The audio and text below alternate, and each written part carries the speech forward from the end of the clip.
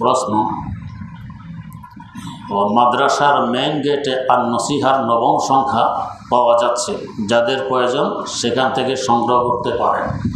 বড় গুরুত্বপূর্ণ একটি ত্রৈমাসিক পত্রিকা আমাদের অত্র প্রতিষ্ঠান থেকে বের হয়, আর এই সংখ্যায় বিশেষ করে ফিলিস্তিনার গাজার ব্যাপারে বড় গুরুত্বপূর্ণ বয়ান আছে, এখানে গুরুত্বপূর্ণ প্রবন্ধ আছে, অনেক তথ্য সেখানে পাবেন। তাহলে বুঝতে পারবেন যুদ্ধটা কী, কেন হচ্ছে, আমাদের করণীয় কী। মূল্য মনে হয় মাত্র 25 টাকা। 25 টাকা গেটে আছে, সংগ্রহ করে পড়বেন, ইনশাআল্লাহ উপকৃত হবেন। প্রশ্ন, একটি মেয়ে একটি ছেলেকে পছন্দ করে বিয়ে করেছে। মেয়ের বাবা মেয়ের মাকে বলছে মেয়ের সাথে কথা বলবা না, মেয়ের সাথে যদি কথা বলো কিয়ামত পর্যন্ত আমার দাবি আমি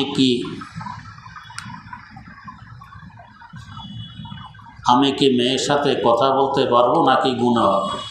মেয়ের সাথে যদি কথা বলো কিয়ামত পর্যন্ত আমার দাবি, এটা একটি বেহুদা কথা, কথা বললে গুনাহ হবে না। প্রশ্ন, বর্তমান সৌদি সরকার আইন করেছে মহিলারা মাহরাম ছাড়া হজ এবং ওমরা করতে পারবে, তাকে ঠিক হবে? মোটেও ঠিক নয়, মাকরুহে তাহরিমের গুনাহ হবে।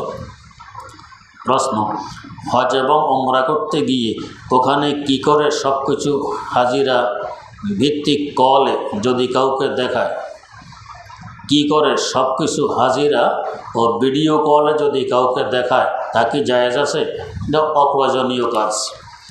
প্রশ্ন, আমার মা এবং বোন দুজনে আত্মহত্যা করে মারা যান, আমি তাদের জন্য কিভাবে দোয়া করব? উত্তর, সাধ্য অনুযায়ী সাদাকা খয়রাত করবেন এবং কোরআন শরীফ তেলাওয়াত করবেন। প্রশ্ন, আমাদের বিয়ে হয়েছে অনেক বছর কিন্তু আমাদের কোনো সন্তানাদি হয় না, আমাদের জন্য দোয়া করবেন, আল্লাহ যেন আমাদের সুসন্তান দান করেন, আমিন। প্রশ্ন, ইমাম সাহেব সূরা ফাতিহার শেষে মুসল্লি বলে ওই ইমামের পিছন নামাজ হবে না, কি লিখলে বোঝা যায় না। প্রশ্ন, মহান রব্বুল আলামিন আপনার নেক হায়াত দরাজ করুন। বর্তমানে ইউটিউব চ্যানেলে বেশ কিছু রুহানি গুরু বা মারেফাতের গুরুর আবির্ভাব ঘটেছে। তারা তাদের চমকপ্রদ কথার ফুলঝুড়ির মাধ্যমে বিশেষ করে জেনারেল শিক্ষিত যুবক যুবতীদের ঈমান আকীদা নষ্ট করছে। আমি তাদের কিছু বক্তব্যের প্রতি আপনার সদয় দৃষ্টি ও পরামর্শ আশা করছি, যা ধর্মীয় ভুল বোঝাবুঝি হতে আমাদেরকে হেদায়েত করবে ইনশাআল্লাহ। হুজুররা কিছুই জানে না, মাদ্রাসায় কোরআন হাদিস পড়ে মূলত কিছুই শেখা যায় না। সত্যিকার জ্ঞান হলো মারেফাতের জ্ঞান, যা স্বয়ং আল্লাহ স্বপ্নযোগে বা এলহামের মাধ্যমে শিক্ষাদান অথবা রুহানি শিক্ষা দিয়ে থাকেন। প্রশ্ন হলো, কোরআন হাদিস বাদে মারেফাতের কি কোনো অস্তিত্ব আছে? উত্তর, এ কথাটি সম্পূর্ণ ভ্রান্ত। কোরআন হাদিসের বাইরে কোনো মারেফাত নেই, এগুলো সব ভণ্ডামি। দুধ ছাড়া মাখন কোনো দিন হবে না, মাখন পেতে হলে আগে দুধ লাগবে। তো মারেফাত পেতে হলে আগে এলমে জাহের কোরআন হাদিস লাগবে, তারপরে তার নিচেও সারসংক্ষেপ মারেফাত বেরিয়ে আসবে। দুধ ছাড়া যদি কেউ মাখনের দাবি করে সে মিথ্যুক, সে প্রতারক। এখানে আসলে এটা মাখন নয়, এটা দোকা। আল্লাহ হেফাজত করুন।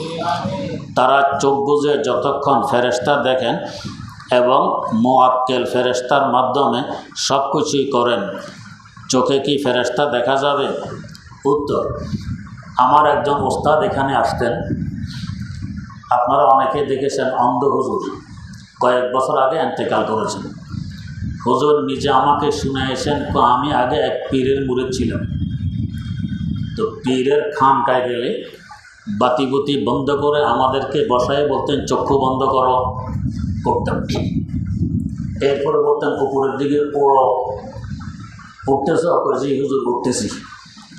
আসমান পর্যন্ত পৌঁছ যে পৌঁছি, দুয়ার খুলছে যে খুলছে, আরও উপরে ওড়ো দ্বিতীয় আকাশে পৌঁছ কজি পৌঁছি, এভাবে উপরে নিতে নিতে আসে মহলায় পৌঁছ কজি পৌঁছি, আল্লাহর সামনে গেছো কজি গেছি, আল্লাহকে দেখতেছো কজি দেখতেছি, ভালো করে দেখে নাও, দেখে দেখে এবার নিচের দিকে নামতেছি, 7 আকাশ থেকে নামছো জি নামছি, 6 নম্বর আকাশ থেকে নামছি, এভাবে নামতে নামতে খানটায় পৌঁছো জি পৌঁছি, এবার চক্ষু খোলো বাতি যাওয়া, সব দোকা চক্ষু বন্ধ করে ঘুরছি, কোথায় আকাশে ওঠা, কোথায় আরশমালা, কোথায় আল্লাহকে দেখা, আমরা বলতাম জি দেখছি উঠছি সব দোকা।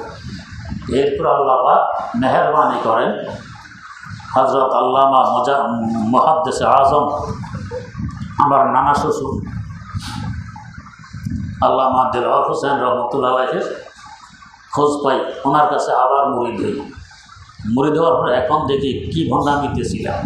তো বহুদিন পরে আগের পীরের সাথে এক জায়গায় সাক্ষাৎ, দেখে তো ফজলুর রহমান বুঝলাম না, তোমাকে খেলাফত দিয়ে পীর বানাই দিতাম, এখন আসো না কেন? জবাব দিলাম, হুজুর এখন যে দরবারে আছি ওই দরবারে জুতা সাফ করা আপনার খেলাফত থেকে অনেক ভালো। সামনাসামনি বলে দিছে, ওই দরবারে জুতা সাফ করা আপনার খেলাফত থেকে অনেক ভালো। এগুলি সব দোকা, আপনাকে চোখ বন্ধ করে ফেরেশতা দেখায়, আল্লাহ দেখায়, নবী দেখায়, বাস্তবে কিচ্ছু না, সব দোকা। প্রশ্ন, কোরআন তাদের পড়া লাগে না, পাথরে কোরআন তাদের চোখের সামনে চলে আসে।